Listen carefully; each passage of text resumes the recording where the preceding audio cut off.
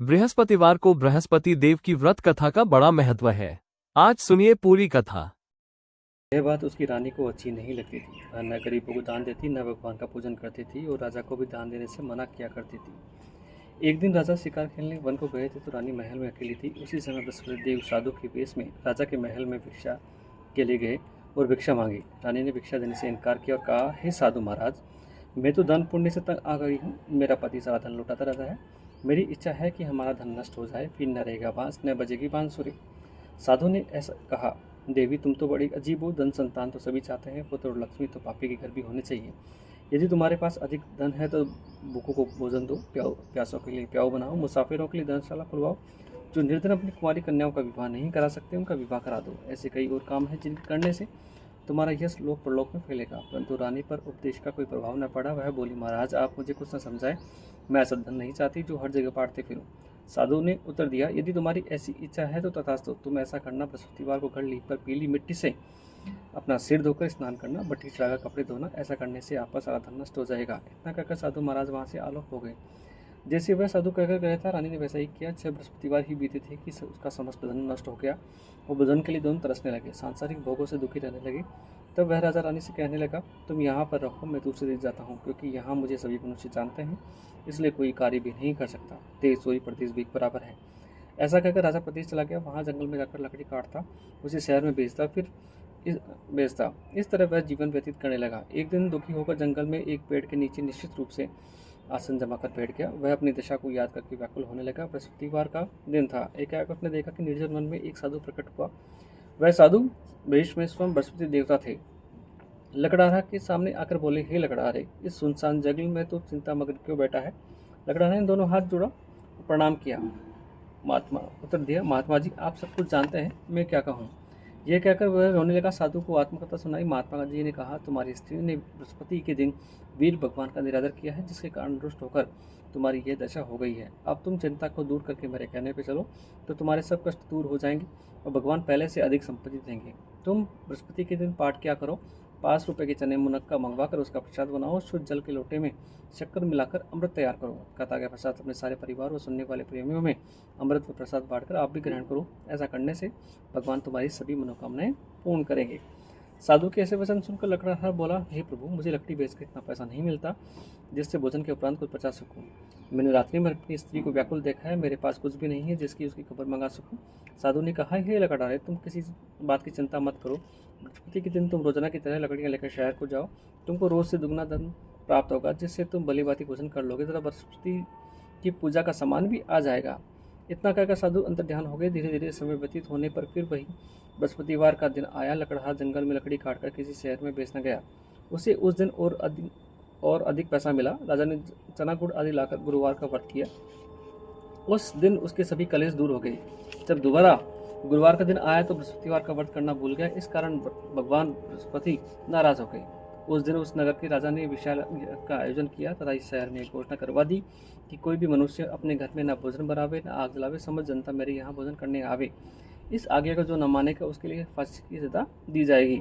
इस तरह की घोषणा संपूर्ण नगर में करवा दी गई। राजा के आज्ञा अनुसार शहर के सभी लोग भोजन करने लगे, लेकिन लकड़हारा कुछ देर में पहुंचा, इसलिए राजा उसको अपने साथ घर लिवा ले गए और ले जाकर भोजन करा रहे थे तो रानी की दृष्टि उस खूंटी में पड़ी जिस पर उसका हार लटका हुआ था। वह वहाँ पर दिखाई न दिया। रानी ने निश्चय किया कि मेरा हार अवश्य इस मनुष्य ने चुरा लिया है। उसी समय पुलिस को बुलाकर उसको जेल खाने में डलवा दिया। जब लकड़हारा जेल खाने में पड़ गया और बहुत दुखी होकर विचार करने लगा कि न जाने कौन से पूर्व जन्म के कर्म से मेरे लिए दुख प्राप्त हुआ है, उसी साधु को याद करने लगा जो जंगल में मिला था।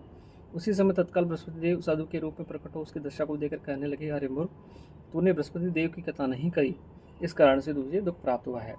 अब चिंता मत कर, बृहस्पतिवार के दिन जेल खाने के दरवाजे पर 4 पैसे बड़े मिलेंगे, उनसे तू बृहस्पति देव की पूजा करना, तेरे सभी कष्ट दूर हो जाएंगे। बृहस्पति के रोज उसे 4 पैसे बड़े मिले। लकड़हारे ने कथा कही। उसी रात्रि को बृहस्पति देव ने उस नगर के राजा को स्वप्न में कहा, हे राजा, तुमने जिस आदमी को जेल खाने में बंद कर रखा है वह निर्दोष है, वह राजा, उसे छोड़ देना। रानी का हार उसी खूंटी पर लटका है, अगर तू ऐसा नहीं करेगा तो मैं तेरे राज्य को नष्ट कर दूंगा। इस तरह रात्रि के स्वप्न को देखकर राजा प्रातःकाल उठा। खूंटी पर हार देखकर लकड़हारे को बुलाकर क्षमा मांगी और लकड़हारे को योग्य सुंदर वस्त्र व आभूषण देकर विदा किया। तथा बृहस्पतिवार की आज्ञा अनुसार लकड़हारा अपने नगर को चल दिया। जब राजा अपने नगर के निकट पहुंचा तो उससे बड़ा आश्चर्य हुआ। नगर में पहले से अधिक बाग, तालाब, कुएं तथा बहुत सी धर्मशाला, मंदिर आदि बन गई। राजा ने पूछा, यह किसका बाग और धर्मशाला है? तब नगर के सब लोग कहने लगे, यह सब रानी और बांदी के हैं। तो राजा को आश्चर्य हुआ, गुस्सा भी आया। जब रानी ने यह खबर सुनी कि राजा आ रहे हैं तो उसने बांदी से कहा, हे दासी, देख राजा हमको इतनी बुरी हालत में छोड़ गए थे। हमारी ऐसी हालत देखकर वह लौट न जाए, इसलिए तू दरवाजे पर खड़ी हो जा। आज्ञा अनुसार दासी दरवाजे पर खड़ी हुई। राजा आए तो उन्हें अपने साथ लिवा लाई। तब उन्होंने कहा, हमें यह सब धन बृहस्पति देव के इस व्रत के प्रभाव से प्राप्त हुआ है। राजा ने निश्चय किया, 7 रोज के बाद तो सभी बृहस्पति देव का पूजन करते हैं, परंतु मैं रोजाना दिन में 3 बार कहानी कहा करूंगा, रोज व्रत किया करूंगा। अब हर समय राजा के दुपट्टे में चने की दाल बंदी रहती तो दिन में 3 बार कहानी कहता। एक रोज राजा ने विचार किया कि चलो अपनी बहन के यहाँ हो आवे। इस तरह निश्चय कर वह राजा घोड़े पर सवार हो अपनी बहन के यहाँ चलने लग गया। मार्ग में उसने देखा कि कुछ आदमी एक मुर्दे को लिए जा रहे हैं, तो उन्हें रोककर राजा कहने लगा, अरे भैया, मेरी बृहस्पति देव की कथा सुन लो। वे बोले, हमारा तो आदमी मर गया, इसको अपनी कथा की पढ़ी है। परंतु कुछ आदमी बोले, अच्छा कहो, हम तुम्हारी कथा भी सुनेंगे। राजा ने दाल निकाली और जब कथा आदि हुई तो मुर्दा हिलने लग गया। जब कथा समाप्त हो गई तो राम राम कहकर मनुष्य उठ खड़ा हुआ। आगे मार्ग में उसे एक किसान खेत में हल चलाता मिला। राजा ने उसे देखा और उससे बोला, अरे भैया, तुम मेरी बृहस्पति देव की कथा सुन लो। किसान बोला, जब तक मैं तेरी कथा सुनूंगा तब तक 4 हैया और जोत लूंगा।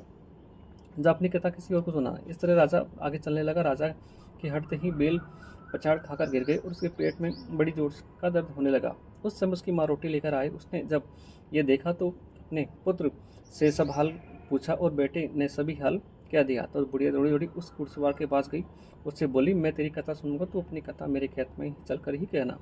राजा ने बुढ़िया के खेत में जाकर कथा कही, जिसके सुनते ही बैल उठ खड़े हुए तथा किसान के पेट में दर्द बंद हो गया। राजा अपनी बहन के घर पहुंचा। बहन ने भाई की खूब मेहमानी की। दूसरी रोज प्रातःकाल राजा जगा तो वह देखने लगा सब लोग भोजन कर रहे हैं। राजा ने अपनी बहन से कहा, ऐसा कोई मनुष्य है जिसने भोजन नहीं किया हो, जो मेरी कथा सुन ले। बहन बोली, हे भैया, यह देश ऐसा ही है, पहले यहाँ सब लोग भोजन करते हैं, बाद में कोई अन्य काम करते हैं। अगर कोई पड़ोस में हो तो देखा हूँ। वह ऐसा कहकर देखने चल गई, परंतु उसे कोई मनुष्य या कोई ऐसा व्यक्ति नहीं मिला जिसने भोजन नहीं किया हो। अतः वह एक कुमार के घर गई जिसका लड़का बीमार था। उसे मालूम हुआ कि उनके यहाँ 3 रोज से किसी ने भोजन नहीं किया। रानी ने अपने भाई की कथा सुनने के लिए कुमार से कहा। वह तैयार हो गया। राजा ने जाकर बृहस्पतिवार की कथा कही, जिसको सुनकर उसका लड़का ठीक हो गया। अब तो राजा की प्रशंसा होने लगी। एक रोज राजा ने अपनी बहन से कहा, हे बहन, हम अपने घर को जाएंगे, तुम भी तैयार हो जाओ। राजा की बहन ने अपनी सास से कहा। सास ने कहा, हाँ चली जा, परंतु अपने लड़कों को मत ले जाना, क्योंकि तेरे भाई की कोई औलाद नहीं है। बहन ने अपने भाई से कहा, हे भैया, मैं तो चलूंगी, परंतु कोई बालक नहीं जाएगा।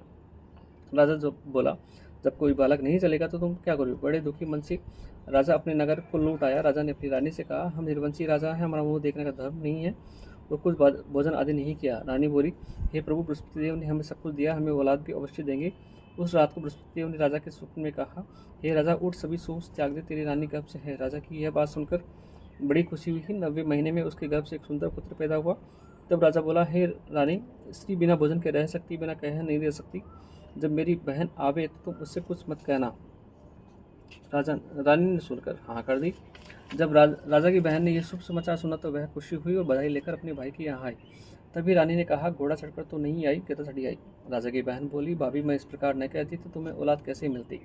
बृहस्पति देव ऐसे ही हैं, जैसी जिसके मन में मनोकामना है सभी को पूर्ण करते हैं। जो सद्भावना पूर्वक बृहस्पतिवार का व्रत करता है, कथा पढ़ता है, कथा सुनता है, बृहस्पति देव उसकी मनोकामना पूर्ण करते हैं। भगवान बृहस्पति देव सदैव उसकी रक्षा करते हैं। संसार में सद्भावना से भगवान जी का पूजन व्रत करके सच्चे हृदय से उसका मन करते हुए जयकारा बोलना चाहिए।